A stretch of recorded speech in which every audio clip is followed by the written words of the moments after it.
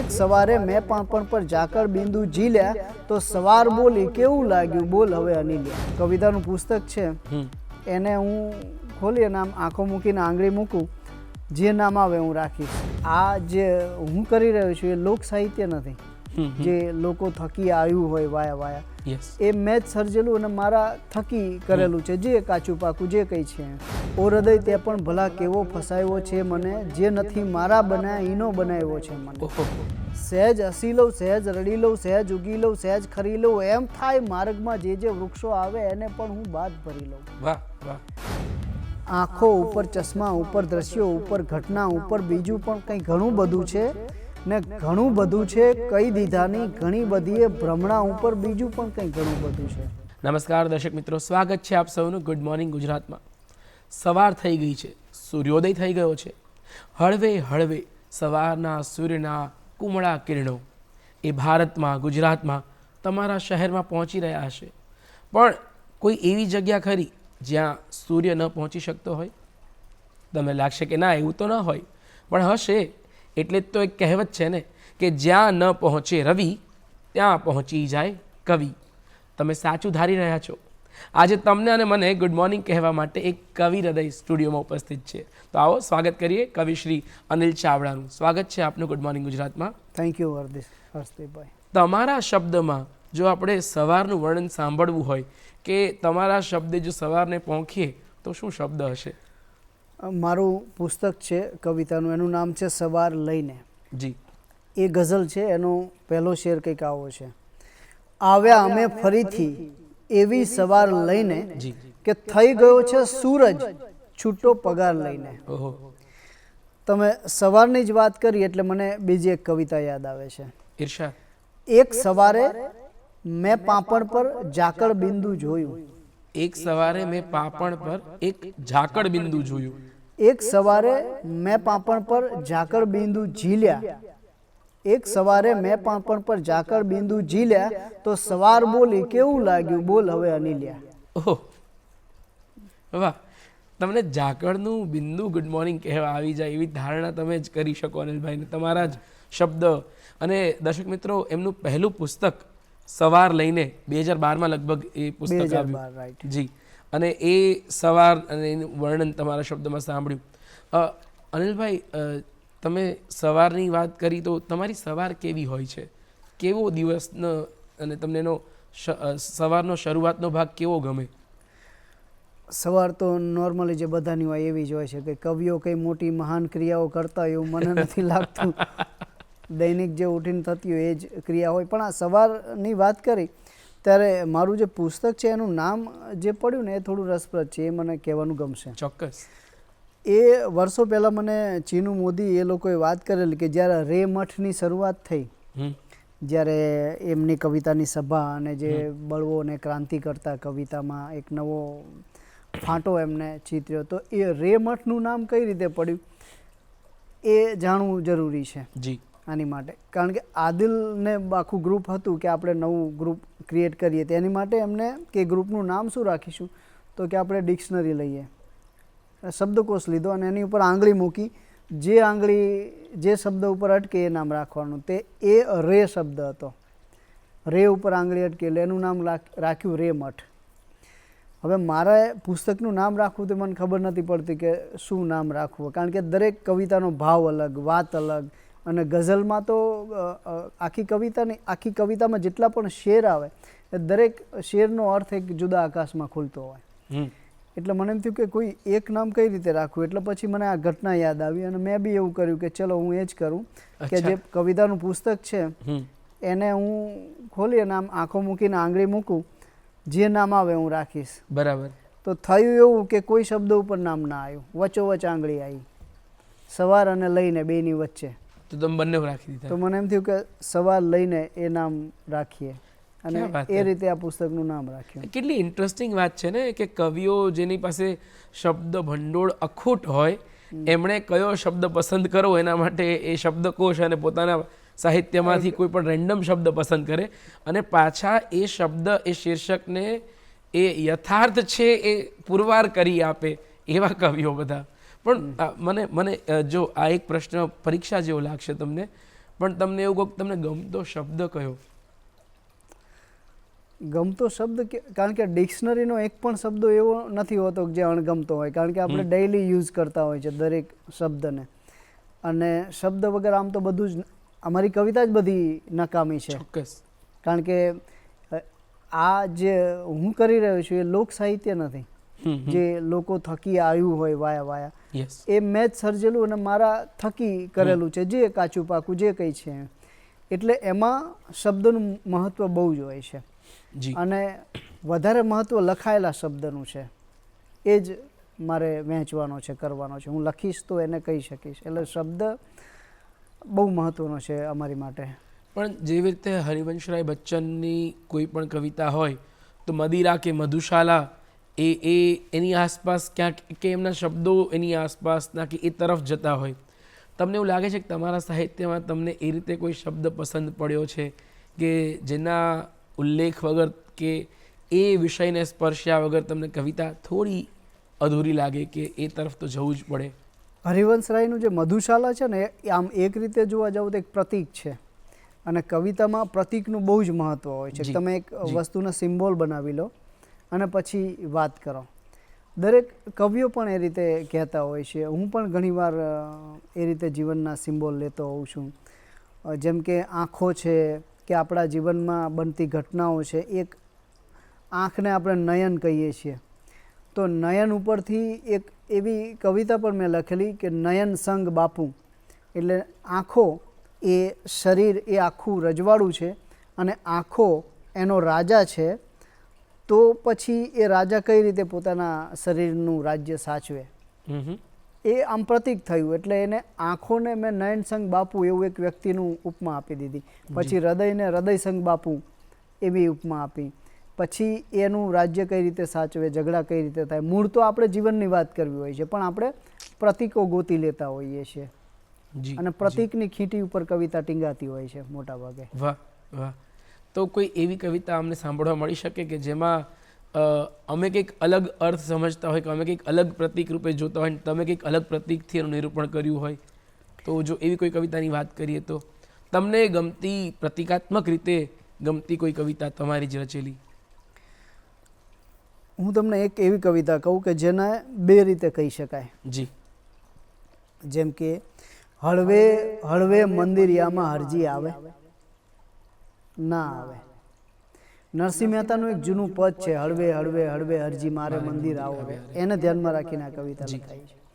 હળવે હળવે મંદિરિયામાં હરજી આવે ના આવે, ને તૂટી ગયેલા શ્વાસ સાંધવા દરજી આવે ના આવે, ને નવું નવું મંદિર ચણાની જાહેરાતો દો છાપામાં. અચ્છા. નવું નવું મંદિર ચણાની જાહેરાતો દો છાપામાં, તો બાયોડેટા લઈ ઈશ્વરની અરજી આવે ના આવે. હવે આ જ કવિતાને તમે આ રીતે પણ બોલી શકો કે હળવે હળવે મંદિરિયામાં અરજી આવે ના આવે. ક્યાં વાત હે. શબ્દો એના જ છે, પણ અભિવ્યક્તિ બદલાય એટલે અર્થ જ આખો બદલાઈ જાય. જી. કે હળવે હળવે મંદિરિયામાં અરજી આવે ના આવે, ને તૂટી ગયેલા શ્વાસ સાંધવા દરજી આવે. ક્યાં વાત હે. ના આવે. વાહ. એટલે ઘણીવાર શબ્દો એના એ જ હોય છે, પણ અર્થ આખો બદલાઈ જતો હોય. આમ તો ઘણા બધા કલાકારો ફિલ્મોમાં કામ કરતા હોય, અભિનેતાઓ હોય, એ મંચ પર આવે ને તો કવિતાઓ વાંચવી પ્રિફર કરતા હોય છે. કવિઓ થકી એ પોતાના પ્રેક્ષકોને વધારે માણી શકતા હોય છે, કવિઓના શબ્દો થકી. એટલે ઘણા બધાની વાત, સુરેશ દલાલની વાત કરીએ તો સરિતા જોશી એમની કવિતાઓ વાંચતા દેખાય તો એમ કે મને મારી ઓડિયન્સને માણવાનો અવસર કવિઓ થકી મળે છે. વાહ.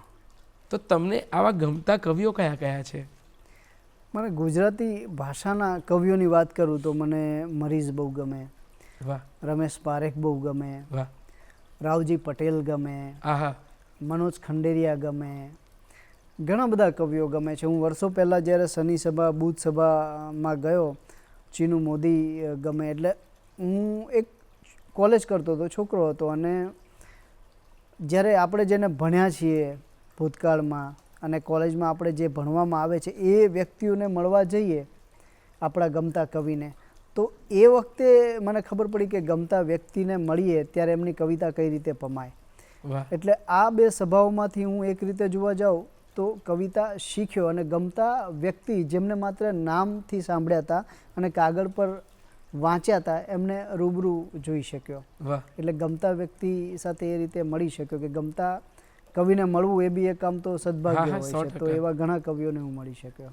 તમે ગમતા શબ્દ બોલ્યા અને કવિ બોલ્યા તો મને એક પંક્તિ સૂજે છે, ગમતું મળે તો અલ્યા ગુંજે ના ભરીએ ને ગમતાનો કરીએ ગુલાલ. વાહ, સાઈ મકરંદ. મકરંદ. એટલે ગમતા લોકો તો એ ગુલાલ એની તમે જેમ કીધું પ્રતિક જે એમાં એમણે નિરૂપણ જે કર્યું છે, એટલે ગમતા કવિઓ લેખકો. પણ તો તમે ધીરે ધીરે લખવાની શરૂઆત કરી છે, એના પ્રેરણામાં કોઈ કવિ રહ્યા હતા ખરા? એકચ્યુઅલી મેં લખવાનું શરૂઆત કરીને ત્યારે મને પ્રેરણા વિશે જ ખબર નહોતી કે આની પાછળ કોઈ પ્રેરણા હશે, કારણ કે હું બહુ નાનો હતો અને લખવાનું ચાલુ કરી દીધું. હવે એ કઈ રીતે થયું મને નથી સમજાતું, પણ હું લખતો હતો.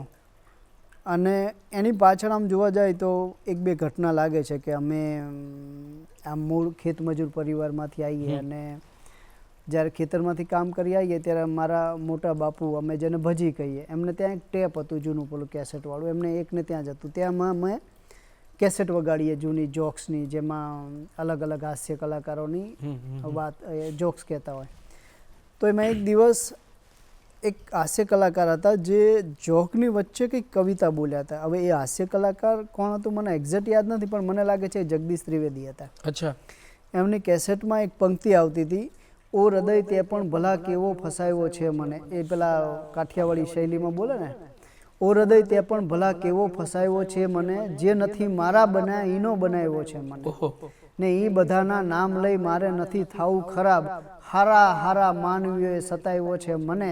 ને એ બધા બેફામ આજે જે રડે છે મોત પર, જિંદગી આખી એમણે રડાવ્યો છે મને. ભલા માણસ જિંદગી આખી રડે. આવું કંઈક બોલતા હતા એ. અને એ મને એટલું બધું ગમી ગયેલું કે આ કેવા જીવનની, મૃત્યુની, કે જિંદગી આખી જેને હેરાન કર્યો છે, જિંદગી આખી જેને મને રોવડાયો છે, એ હવે મારા મોત ઉપર રોવા બેઠા છે. એટલે કેટલી આમ કટાક્ષની વાત થાય અને આમ જીવનનું સત્ય પણ કહેવાય. હવે એ સત્ય છે શું છે એ નથી સમજ પડતી, પણ એ વસ્તુ જે બોલાઈ રહી છે એ ગમતી હતી બહુ. એટલે એમ થાય કે આવું આપણે લખવું જોઈએ. એટલે એ કેસેટને મેં રિવર્સ કરીને આખી એ કાવ્ય પંક્તિઓ લખી લીધેલી. એટલે એ મારા મગજ ઉપર એક સરસ રીતે આમ ચોટ થઈ ગયેલી કે આવું કંઈક લખાય. બરાબર. આ એક ઘટના નાનકડી કહી શકાય લખવાના કારણમાં. વાહ. પણ એ જમાનો પણ અલગ હતો કે તમે ગૂગલ કરીને શબ્દો ન શોધી શકો ને તમારે લખવા બેસવું પડે સાંભળતા સાંભળતા. પણ તમે એ કવિતા ટાંકી લીધી અને તમને એ સ્પર્શી ગઈ, તો તમારી પહેલી કવિતા તમે લખી કઈ ઉંમરે? હું કદાચ છઠ્ઠું ભણતો હોઈશ અને કાચું એટલે જુડકણા, એને કવિતા તો ના કહેવાય પણ જુડકણા જેવું કંઈક કર્યા કરતો હતો. અને પેલી જેમ નથી સ્કૂલમાં છેલ્લા પાના ઉપર કંઈક લખ્યા કરતા. અને એ બીજી વસ્તુ એ કે જે ફિલ્મોના ગીતો સાંભળતા ને તો એમાં જોઈને બી એમ થાય કે આવું આપણે બી લખીએ. એટલે એ આપણી પરિસ્થિતિને અનુકૂળ બનાવીને એ ગીત ચોપડામાં લખીએ. જે પેલી પ્રેમની વાત હોય કે સમાજની કંઈક વાત હોય તો એ આપણને શું લાગુ પડે છે એવી એ કવિતા બનાવી દેવાની, એ ગીતને એ રીતે ઢાળી દેવાનું. તો એ પણ એક લેખનનો એક ભાગ બની ગયો હોય એવું બને. એમાંથી પણ પેલી સર્જનની જે પેલી તમારી અંદરની ધગસ કે ઈચ્છા હોય એને આવી ઘટનાઓ કદાચ ટેકો આપતી હોય કે એ ક્રિએટિવિટીને આગળ વધારતી રહે. તો તમારા જીવનમાં સૌથી મોટા પ્રશંસક કોણ રહ્યા છે પરિવારમાંથી, કે જેણે તમને સતત એવું કીધું હોય કે ના તું બરાબર લખે છે, તું અલગ લખે છે, તું લખતો રહે, તું આવું કંઈક લખ, તું એવું કંઈક લખ, તું આને વાંચ, તું ત્યાં જા, એવું કોઈ રહ્યું છે પ્રશંસક કહી કે માર્ગદર્શક કહીએ તો તમારા જીવનનું એ શ્રેય તમે કોને આપશો? મારા ફેમિલીમાંથી એવું કોઈ ભણેલું નહોતું એટલે વાંચતા નહોતું આવડતું કોઈને, એટલે એવું કોઈ નહોતું કે એ મારી કવિતા વાંચે અને એમ કહે કે આ સારું છે કે આ ખરાબ છે. એટલે આ વસ્તુ આમ એક રીતે સારી પણ હતી કે કોઈને ખબર નથી અને ખરાબ પણ હતી કે કોઈને ખબર નથી. કારણ કે ઘણીવાર ઘરના જેટલી ટીકા કરે ને એવું કોઈ નથી કરતું હતું ખોટી રીતે. પણ મોટો ફાયદો એ થયો કે ભણેલા નહોતા ને એટલે એમની મારી ઉપર આંધળી શ્રદ્ધા મૂકી, તું જે કરીશ એ ઠીક. અને હું આ કવિતા લખું છું, આ બધું કરું છું, એ તો ઘરમાં ખબર જ નથી. હું તો ટીવીમાં આવ્યો અને એ લોકોએ જોયું કે આ છોકરો ટીવીમાં કંઈક બોલે છે.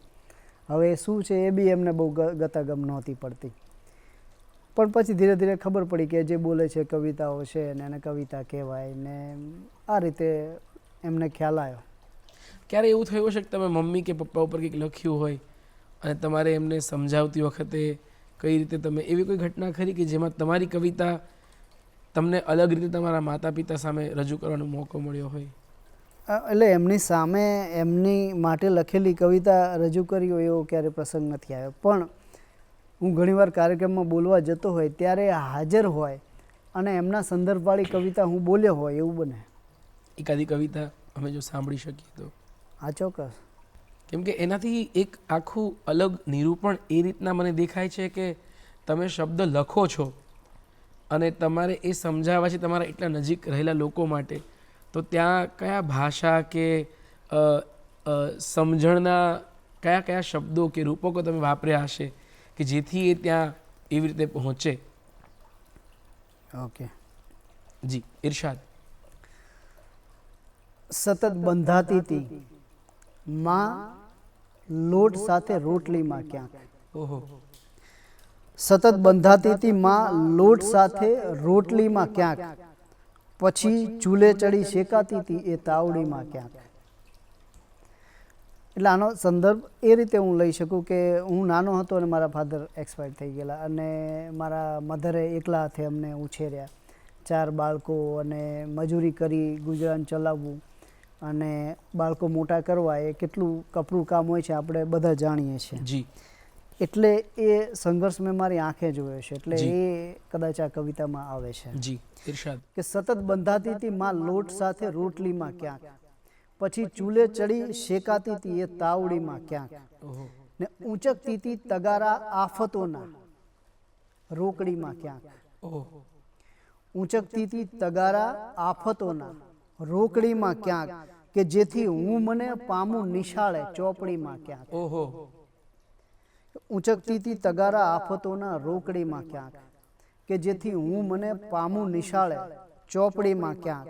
હજી પણ પગ મૂકું છું એ જૂના સ્થાને તો લાગે છે, હજી પણ પગ મૂકું છું એ જૂના સ્થાને તો લાગે છે, કરોડો મહેલ છે 10 બાય 10 ની ઓરડીમાં ક્યાંક. વાહ વાહ વાહ. ને કરું છું એટલે ઉપયોગ એનો માત્ર પૂજામાં, કરું છું એટલે ઉપયોગ એનો માત્ર પૂજામાં, સિવાયેલી છે મારી માં સ્વયંમાં ગોદડીમાં ક્યાંક. વાહ.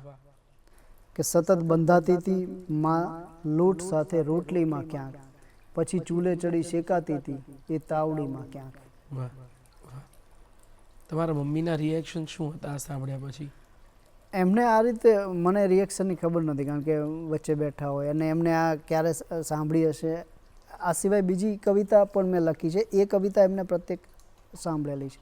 આ કદાચ એમને સાંભળી નહીં તો સાંભળી. એમનું શું કહેવું હોય તમારી કવિતાઓ માટે? કવિતામાં તો એમને ખબર નથી પડતી, પણ કે તું જે કરે છે એ સારું કરે છે આવું કે. એટલે આ રીતે કારકિર્દીની કે હું શું સારું કરું છું કે આ કરું છું એવી જનરલી અમારે બહુ વાત થતી ના હોય. જે રેગ્યુલર ઘરની પરિવારની છોકરો આમ છે કે આ કામ, એટલે સામાજિક જીવનની વાતો વધારે થતી હોય. આ સાહિત્યની કવિતાની વાતો મોટા ભાગે નથી થતી. પણ અમારે તમારી સાથે આવી મોટી મોટી વાતો કરવાની છે, પણ હાલ સમય થયો છે વિરામનો. વિરામ બાદ ફરી મળીશું ગુડ મોર્નિંગ ગુજરાતમાં અને વાતો કરીશું શ્રી અનિલ ચાવડા સાથે.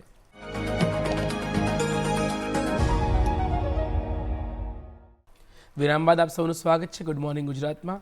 આપણે વાતચીત કરી રહ્યા છીએ કવિ હૃદય કવિ શ્રી અનિલ ચાવડા સાથે. અનિલભાઈ, આપણે વાતો ઘણી બધી કરી અને તમારી કવિતાઓ પણ સાંભળી, પણ તમે જ્યાં પહેલી કવિતા લખી કે તમે જ્યાં જન્મ્યા એ જન્મસ્થળની વાત કરીએ, સુરેન્દ્રનગરની વાત કરીએ, જી, તો ઘણા બધા સાહિત્યકારો, ઝવેરચંદ મેઘાણીનું જન્મસ્થળ સુરેન્દ્રનગર, કુંદનિકા કાપડિયાનું જન્મસ્થળ સુરેન્દ્રનગરનું લીંબડી, અને દલપતરામ પણ ત્યાં જ વઢવાણમાં જન્મ્યા, અને તમે પણ લગભગ વઢવાણ રહ્યા તમે કહ્યું એ રીતે.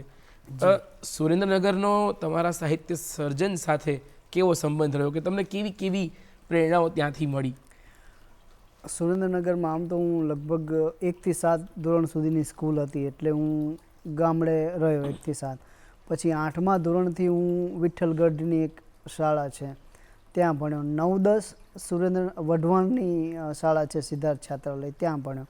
એટલે આ બધા અનુભવ મને સાહિત્યિક લેખનમાં પ્રત્યક્ષ અને પરોક્ષ રીતે બહુ ઉપયોગી થયા. જેમ કે મેં એક નવલકથા લખી રેન્ડિયર્સ કરીને, તો એ નવલકથા આમ આખું ફિક્શન છે, કાલ્પનિક વાર્તા છે, પણ એ વાર્તાનું બેકગ્રાઉન્ડ છે એ સુરેન્દ્રનગરના છાત્રાલયમાં જે જીવન જીવાયું એ બેકગ્રાઉન્ડ છે. અચ્છા. તો એ મને આ રીતે ક્રિએટિવલી બહુ હેલ્પફુલ થયું.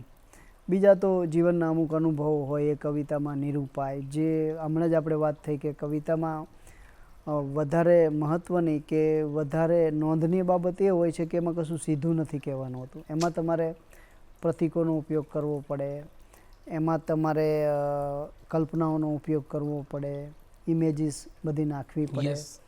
તો એ તમે કોઈ સ્થળનો ઉપયોગ કરો ત્યારે સ્થળ નથી રહેતું, એ જુદી રીતે આવતું હોય છે. કવિતામાં અગત્યની જગ્યા કરતાં અનુભૂતિ હોય છે. તો એ સુરેન્દ્રનગરમાંથી જે અનુભૂતિ મળી એ કવિતામાં જુદી જુદી રીતે મને ઉપયોગી થઈ.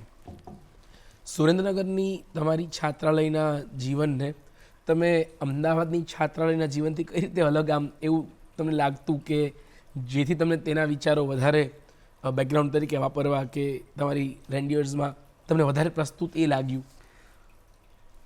ત્યાં એવું હતું કે એક ટિપિકલી છાત્રાલય હોય કે જે સવારે વહેલા ઉઠે પછી કામ કરે એ ટાઈપનું હતું. કે અમે વહેલા ઉઠી જઈએ 5-6 વાગે, પછી અલગ અલગ ટીમ બનાવેલી હોય. એક ટીમ હોય તો આખું બિલ્ડિંગ હતું એ સાફ કરવાનું કામ કરે, વાળવાનું ને આ ને તેને.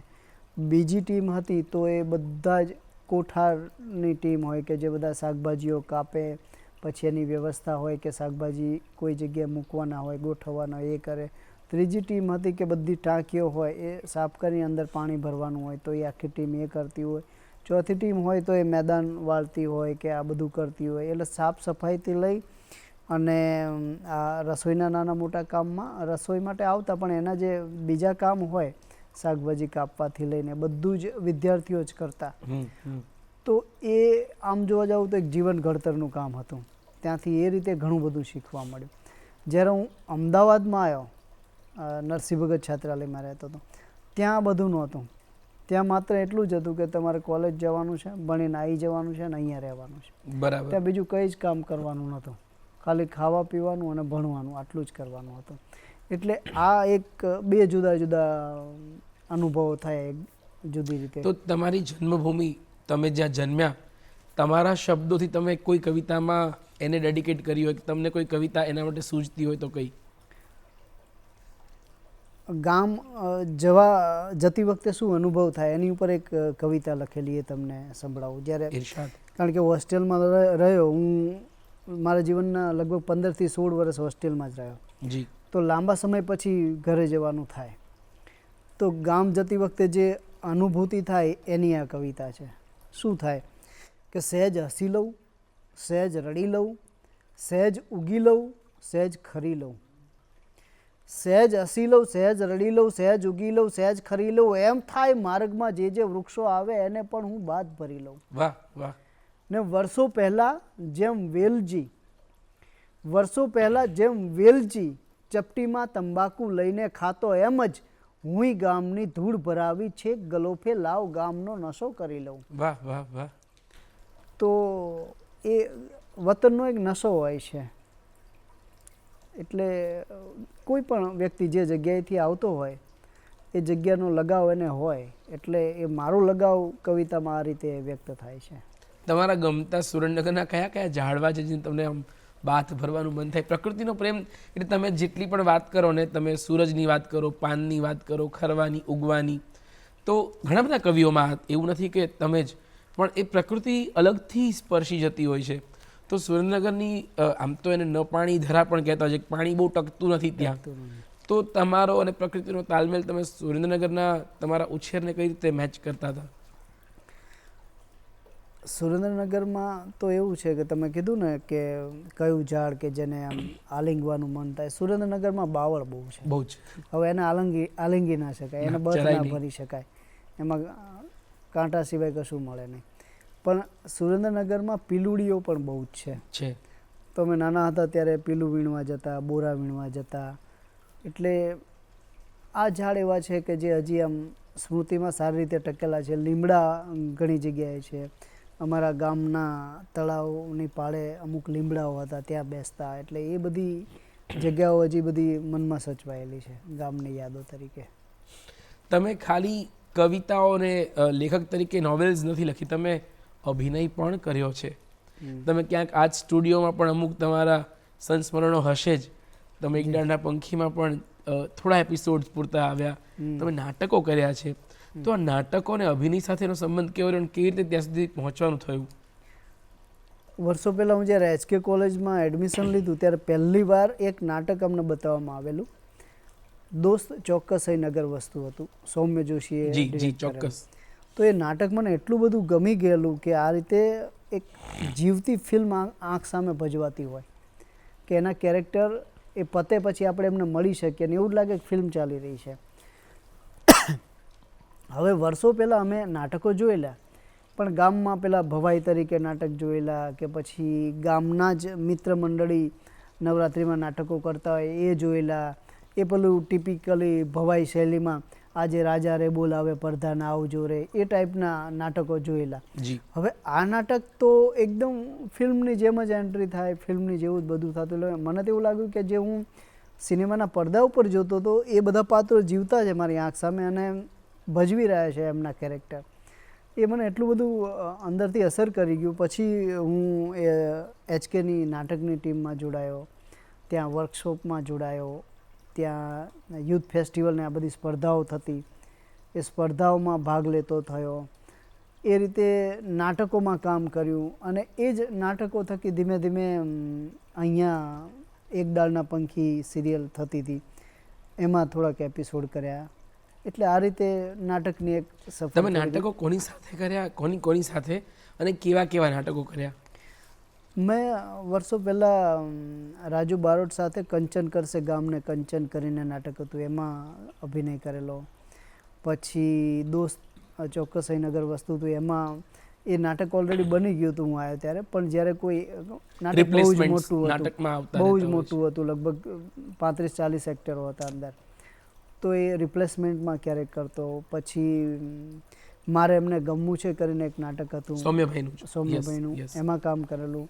પછી જવા દો ને યાર બધું સરખું જ છે ને, એ એક INTનું નાટક હતું, એમાં કરેલું. પછી ટોબા ટેક્સી મંટોની વાર્તા, એમાં કામ કરેલું. આ રીતે જુદા જુદા નાટકોમાં કામ કરેલું. તો ક્યારે નાટક લખવાનો વિચાર આવ્યો? એવો આવેલો વિચાર કે આવું કરીશું, પણ પછી પ્રત્યક્ષ એની સાથે પનારો ના પડ્યો એટલે છૂટી ગયું. પણ કવિતાની કલા જે એકાંતમાં પણ આપણને જીવતા રાખે છે કે એ કરી શકાય છે. નાટક કે ગદ્ય છે આ બધું છે, એમાં પલાઠી વાળવી પડે અને તમારે એની સળંગ સૂત્રતા જાળવી રાખવી પડે. હવે મારે કવિતામાં એવું નથી હોતું. હું કવિતા વાહન ચલાવતા ચલાવતા પણ વિચારતો હોઉં અને સાઈડમાં ઊભી રાખીને કવિતા હું લખી શકું. જ્યારે નાટકમાં મારે કે નવલકથામાં કે વાર્તામાં રીતસર પલાઠી વાળવી પડે, 2-5 કલાક એને ફરજિયાત આપવા પડે, સળંગ આપવા પડે.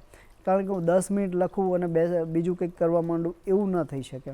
કે કોન્સન્ટ્રેશન હું લાંબુ આપું અને સળંગ આપું ને તો એનું રિઝલ્ટ વધારે સારી રીતે આવે. કોલેજ ટાઈમમાં જ્યારે નાટકો કરતા હતા ત્યારની લખાયેલી તમને યાદ હોય અને બહુ જ ગમતી હોય એવી કવિતા કઈ?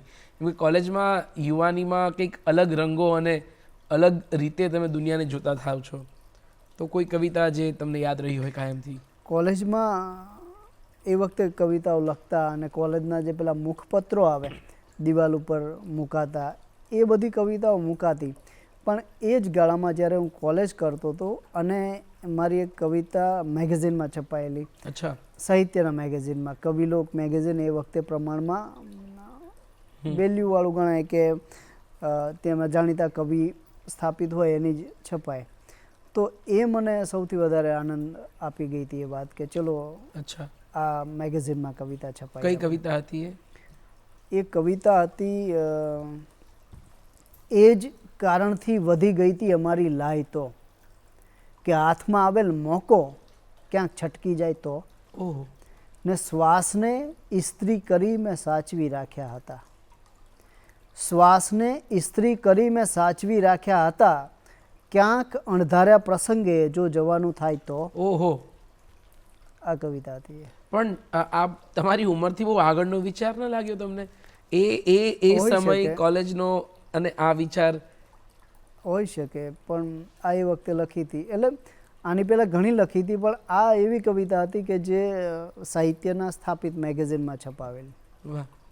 તમને ક્યારે એવું લાગ્યું કવિતાઓ લખતા લખતા કે હા હવે હથોટી આવી ગઈ છે, હવે આમ બહુ અંદાજ જેવું લાગતું નથી, ઘણું સરસ લખાયું છે ને ઘણું બધું લખાઈ ગયું છે, આમ એવું થયું છે કે હાશ કે હજી લખતા જ રહેવું છે એવું થાય તમને સતત?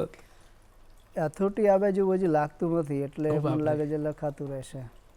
એટલે જો તમે આટલી કવિતાઓ લખ્યા પછી એવું કોઈ હથોટી નથી આવી તો નવા જે કલમ પકડનાર કવિઓ છે એમણે શું ધ્યાન રાખવું જોઈએ? દર વખતે એવું થાય છે કે અમુક કવિતા લખાઈ જાય કે અમુક પુસ્તક થાય ને પછી એમ થાય કે આમાં થોડુંક આવું રહી ગયું, જે આમાં આમ કરવા જેવું હતું, એટલે પછી નવા પુસ્તક માટેનો થોડો જુસ્સો વધે.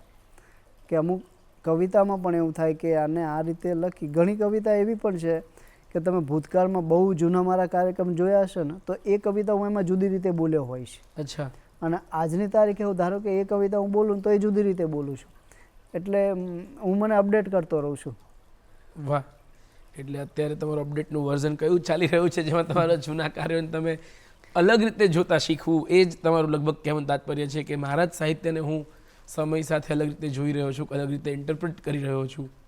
તો તમારી ઓલ ટાઈમ ફેવરેટ તમારી પોતાની કવિતા કઈ? સુરેશ જોશીએ એક સરસ જવાબ આપેલો કે એમને કીધું કે તમને કઈ કવિતા ગમે છે, ત્યારે એમને એવો જવાબ આપેલો કે કયા સાહિત્યકારની કવિતા ગમે છે, એવું કંઈક હતું. અને એમને એમ કીધેલું કે મને જે કવિતા ગમે એ હું જાતે લખી લઉં છું. એટલે પણ તમે પ્રશ્ન મને ફરીથી કહો, વાત સોરી બીજી જગ્યાએ. તમે એવું કીધું કે તમે સતત તમારા જૂના સાહિત્યને અલગ રીતે વાંચ્યું હોય પહેલાં અને અત્યારે કંઈક અલગ રીતે વાંચ્યું હોય, તમે અપડેટ થતા રહો છો, પણ આ અપડેટ થવાની સાથે કોઈ એવી કવિતા ખરી જે તમે પોતે લખી હોય અને તમારી ઓલ ટાઈમ ફેવરેટ રહી હોય, સતત તમારી સાથે ચાલતી રહી હોય? એટલે મારી કવિતા મને ગમતી એટલે જ મેં લખી હોય, પણ એવી સતત ચાલતી રહી હોય એવી ઘણી છે. જેમ કે હું લાંબા સમયથી બોલતો હોય કાર્યક્રમમાં, આમ હું જ્યારે મારું નિરીક્ષણ કરું છું તો મને એમ લાગે જુદા જુદા લેયર્સ છે. વર્ષો પહેલાં જ્યારે મેં આ બધા કાર્યક્રમોની શરૂઆત કરી હતી ત્યારે હું કંઈક જુદી કવિતાઓ બોલતો હતો. પછી થોડા વર્ષો પછી એવો ગેપ આવ્યો કે એ ગાળામાં હું જુદી કવિતાઓ બોલતો હતો. આ એ લેયરનો મને લાગે છઠ્ઠો ભાગ ચાલી રહ્યો છે કે હું જુદી અત્યારે કવિતા બોલી રહ્યો છું.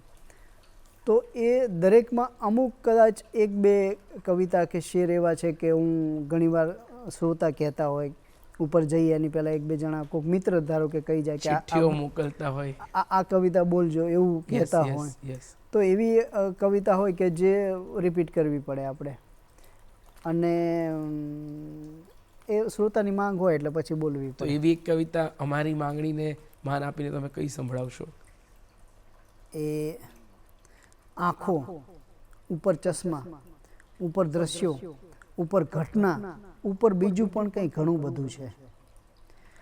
આંખો ઉપર ચશ્મા, ઉપર દ્રશ્યો, ઉપર ઘટના, ઉપર બીજું પણ કંઈ ઘણું બધું છે, ને ઘણું બધું છે કહી દીધાની ઘણી બધીએ ભ્રમણા, ઉપર બીજું પણ કંઈ ઘણું બધું છે. ઓહો. ને આમ જુઓ તો દરેક માણસ હરતી ફરતી સંવેદનની થપ્પી, નહીં તો બીજું શું છે. વાહ. આમ જુઓ તો દરેક માણસ હરતી ફરતી સંવેદનની થપ્પી, નહીં તો બીજું શું છે. ડૂમા, ઉપર ડુસકા, ઉપર હિપકા, ઉપર સપના, ઉપર બીજું પણ કંઈ ઘણું બધું છે. ને કોક દિવસ તો ચૂલો સળગ્યો, દીવો પ્રગટ્યો, જ્યોત જળહળી, એ વાતોને મહત્વ આપો. કોક દિવસ તો ચૂલો સળગ્યો, દીવો પ્રગટ્યો, જ્યોત જળહળી, એ વાતોને મહત્વ આપો. દરેક વખતે ઘર સળગ્યાની વાત ના માંડો, તણખા ઉપર બીજું પણ કંઈ ઘણું બધું છે. વાહ વાહ વાહ વાહ. એટલે આવી અમુક કવિતા લોકો કહે કે આ તમે બોલજો. ખૂબ સરસ, ખૂબ સરસ. તમે જે કીધું કે ઘણી બધી કવિતાઓ ગમતી હોય કે સતત અપડેટ થયાની વાત તમે કરી. તમારી પોતાની રચનાઓ પણ તમે કહો છો કે હું અલગ રીતે વાંચતો હોઉં છું. તમને ક્યારે એવું થયું છે કે જૂની લખાયેલી કવિતાને જ રીરાઇટ કરવાનું મન થાય કે ના આ નહીં, મારો આ વિચાર જે વધારે અત્યારે આવે છે એ મને વધારે રિલેવન્ટ લાગે છે? રીરાઇટ કરતાં એને થોડી ઘણી એમ થાય કે હવે એને એડિટ કરીએ, પણ એવું બહુ ઓછું થાય છે. એડિટ કરવા જઈએ ત્યારે એ પ્રોસેસમાં બીજી કવિતા લખાઈ જતી હોય છે. એટલે એ પછી રહી જ જાય છે. થતું હોય છે ઘણા બધા. મને કવિશ્રી રાજેન્દ્ર શુક્લે એવું કીધેલું કે અમુક કવિતાઓ લખ્યા પછી મારે એવું જીવવું પડે છે. એવી વાત એમણે કરી કે આપણે લખ્યા પછી આપણે આપણા જીવનમાં હોવું જોઈએ. તમે તમારા સાહિત્યને કેટલા નિષ્ઠા કે વફાદાર રહેવાનો પ્રયત્ન કરતા હોવ છો? હું પૂરો એવો પ્રયત્ન કરતો હોઉં છું કે હું મારા લિટરેચરને પૂરો વફાદાર રહું. કારણ કે પ્રેમી અને પ્રેમિકા હોય, પ્રેમી પ્રેમિકાને વફાદાર ના રહે કે પ્રેમિકા પ્રેમીને વફાદાર ના રહે તો એનો પ્રેમ કે એનો સંબંધ લાંબો ટકવાનો નથી. અત્યારે કવિતા કે મારું લિટરેચર એ અમે એકબીજાના પ્રેમી પ્રેમિકા છીએ. જો મારે એની સાથેનો લાંબો સંબંધ ટકાવવો હશે તો મારે પૂરેપૂરી શિદ્દત, પૂરેપૂરી નિષ્ઠા, પૂરેપૂરું સમર્પણ એને આપવું પડશે, તો એ મને પૂરતો પ્રેમ કરશે. વાહ! તો હું 100% કે 100થી પણ વધારે કહેવાય એવા મારા પ્રયત્નો હોય છે કે હું એને પૂરો વફાદાર રહું, દરેક જગ્યાએ, દરેક સ્થાને, દરેક રીતે. આમ લોકો એવું મજાકમાં કહેતા હોય છે કે સાથે જીવતા જીવતા કોઈ અમુક વર્ષો પસાર કરે પછી એમ કંઈક રોમાંચ ઘટતો હોય છે. પણ પહેલો કાર્યક્રમનો રોમાંચ અને આજે જે અત્યારે આપણે સંવાદ કરીએ છીએ તમે કવિતાઓ વાંચો છો, રોમાંચ ઘટતો હોય છે ખરો સાહિત્યકાર અને એના સાહિત્ય વચ્ચે? રોમાંચ કરતાં હું તમને સાચું કહું ને તો થોડું ટેન્શન રહેતું હોય છે.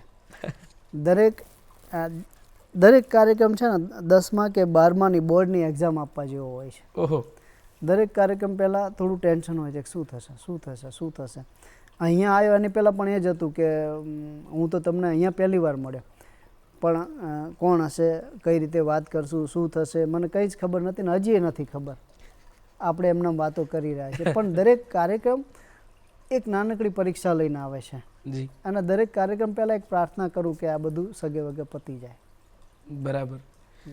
તો પહેલા કાર્યક્રમમાં તમે આપેલી પ્રસ્તુતિની પહેલી કવિતા કઈ હતી એ જો તમારે આજે યાદ કરવી હોય અને આજના કાર્યક્રમમાં તમારે કોઈ એક કવિતા કહેવી હોય, મને 2 કવિતાઓ તમારી પાસેથી સાંભળવી છે. એ પહેલો કાર્યક્રમ અહીંથી નજીક અંધજન મંડળ છે ત્યાં થયેલો. અંધજન મંડળમાં કૃષ્ણ દવે હતા, એમનું કદાચ આયોજન હતું, અને ચીનુ મોદી, શોભિત દેસાઈ આ બધા કવિઓ હતા. તો હું ત્યાં આવેલો અને હું તો હેલ્પ માટે ગયેલો કે કૃષ્ણ દવેને પેલી ચેર્સને બધી ગોઠવવાની હતી અને નાના મોટા બીજા કામ હતા. તો એ બધું કરતો તો એ વખતે ચીનુ કાકા આવ્યા, ચીનુ મોદી. એમણે કીધું કે તું આવે જ છે તો 1-2 કવિતા બોલ તો તને થોડા ઘણા પૈસા મળી જશે. અને એ બહુ જ ભયાનક જરૂરિયાતવાળા દિવસો હતા. તો મેં કીધું સારું, આમ બી આપણે એક સ્ટેજ તો જોઈતું જ હોય. સ્ટેજની જરૂરિયાત અને આર્થિક જરૂરિયાત બેય ચરમસીમાએ હતી એ વખતે. તો એમણે કીધું કે બોલ, અને હું 1-2 કવિતા બોલ્યો. એ જ વખતે આ શોભિતભાઈ ત્યાં હતા, એમણે કીધું કે તું સારું કરે છે, મારી સાથે રાજકોટ પણ આવે. પછી એ વખતના જે બધા યંગ કવિઓ મારી સાથે હતા, ભાવેશ ભટ્ટ છે, અશોક ચાવડા છે, ચંદ્રેશ મકવાણા, કિરણ ચૌહાણ, આ બધા પછી અમે રાજકોટમાં કાર્યક્રમ કર્યો. ત્યાંથી જ પછી જુનાગઢ પણ કાર્યક્રમ કર્યો. તો આ રીતે ધીમે ધીમે એક સફરની શરૂઆત થઈ. વાહ! તો હવે તો ઉત્કંઠા વધતી જાય છે કે એ સફરની શરૂઆતની પંક્તિઓ તમે એવી તો કઈ સંભળાવી કે ઓડિયન્સે પછી તમને વધાવી લીધા અને તમારા કાર્યક્રમો ઉપર કાર્યક્રમો શરૂ થઈ ગયા? એ બહુ સમય પહેલાં હતી એ કવિતા. એ વખતે હું બોલતો હતો શરૂઆતના ગાળામાં. કાયમી પીડા મને તે સાંખવાનું કામ સોંપ્યું. કાયમી પીડા મને તે સાંખવાનું કામ સોંપ્યું. આગ કાગળના પડીકે બાંધવાનું કામ સોંપ્યું. ને છું પ્રથમથી શ્વાસનો રોગી અને પાછું ઉપરથી તે સતત એવું સતત કંઈ આંફવાનું કામ સોંપ્યું. ને એકદમ ગંભીર એવા હાલ પર આવી ગયા. એકદમ ગંભીર એવા હાલ પર આવી ગયા ને ડુસકાઓ પણ બરાબર તાલ પર આવી ગયા ને એમણે એવું કહ્યું, જીવન નહીં શતરંજ છે. ઓહો, એમણે એવું કહ્યું, જીવન નહીં શતરંજ છે. તો અમે પાછા અમારી ચાલ પર આવી ગયા. વાહ, ને કોઈ બિલ્લી જેમ ઉતરી પાંપણો આડી છતાં, કોઈ બિલ્લી જેમ ઉતરી પાંપણો આડી છતાં આંસુઓ રસ્તાને વટાવી ગાલ પર આવી ગયા. ઓહો, એટલે આ બધી શરૂઆતની કવિતાઓ હતી. વાહ વાહ, ખૂબ ખૂબ આનંદ થયો અને ખૂબ સરસ એકદમ કવિતાઓ સાથે આજના દિવસની શરૂઆત થઈ છે. આપે સમય આપ્યો એના માટે આપનો ખૂબ ખૂબ આભાર. અને દર્શક મિત્રો, આપને સૌને પણ ખૂબ મજા આવી હશે કવિ શ્રી અનિલ ચાવડાને સાંભળવાની. તો અનિલભાઈ, દર્શક મિત્રો વતી પણ આપનો આભાર કે આપ ગુડ મોર્નિંગ ગુજરાતના આવ્યા. થેન્ક યુ હર્ષદીપભાઈ, ખૂબ મજા આવી તમારી સાથે વાત કરવાની. દર્શક મિત્રો, આપને અમારો આ કાર્યક્રમ કેવો લાગ્યો છે એના પ્રતિભાવ આપ અમને જણાવી શકો છો ગુડ મોર્નિંગ ગુજરાત show@gmail.com પર. અમારો આ કાર્યક્રમ આપ અમારી YouTube channel DD news Gujarati પર પણ નિહાળી શકો છો.